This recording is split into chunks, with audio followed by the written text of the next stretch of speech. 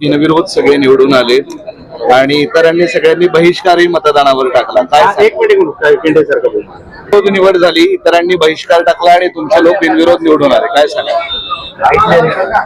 Bharatiya Janata party आणि NCP म्हणजेच राष्ट्रवादी काँग्रेस अजितदादा गट आमचं अध्यक्ष आणि उपाध्यक्षाच्या वेळेस त्यांच्याबरोबर आणि अपक्षांच्या बरोबर सगळं आम्ही मॅजिक फिगर अक्वायर केली होती आणि त्यामुळे आमचे त्यावेळेसही बिनविरोध निवडून आले होते.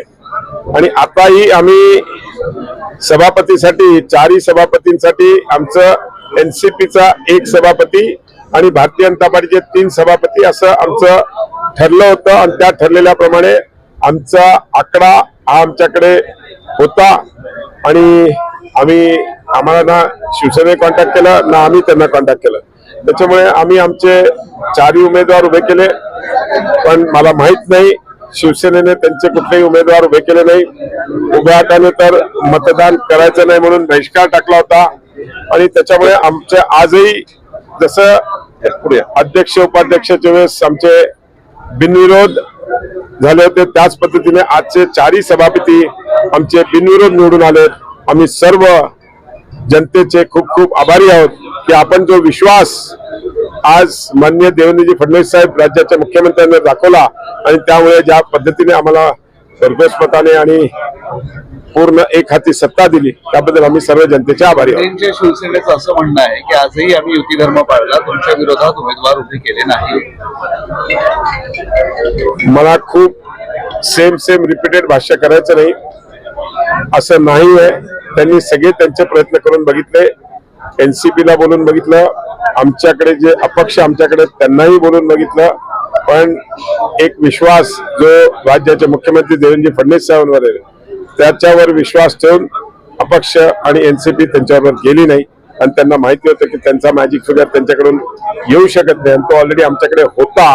त्यामुळे त्यांनी कुठल्याही प्रकारचं आमच्या विरुद्ध लढले नाही. भाजपचं हे मास्टर स्ट्रोक म्हणायचं दोन्ही शिवसेना त्यांच्या गुंतलेल्या राहिल्या, याही शिवसेना इकडे त्यांनाही हालचाल करता आली, त्यांचे 2 सदस्य तुमच्या असं नाही. मी आपल्याला मागच्या वेळेसही सांगितलं होतं शिवसेनेमध्ये आपसामध्ये सत्ता कोणाची यावरती एकमत होत नव्हतं, नावावर एकमत होत नव्हतं आणि म्हणून ते एकत्र येऊ शकले नाही. त्याच पद्धतीने उभाटामध्ये पण त्यांची संख्या पण कमी असल्यामुळे त्यांचा काही अध्यक्ष किंवा सभापती होणार नव्हता म्हणून त्यांनी याच्यातून बायकॉट.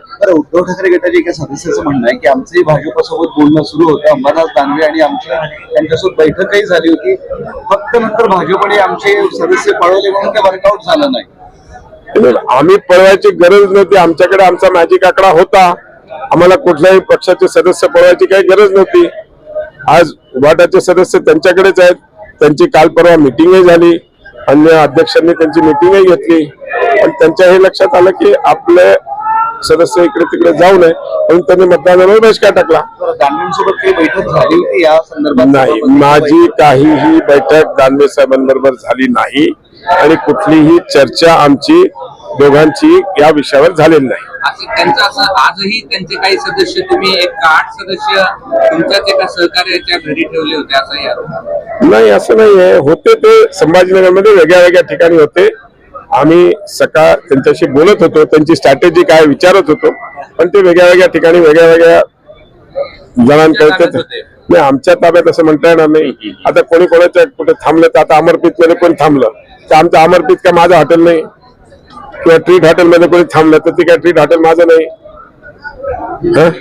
पुढच्या वेळेस माझं स्वतःचं हॉटेल एखादं बनवेल मग. चला सगळ्यांनी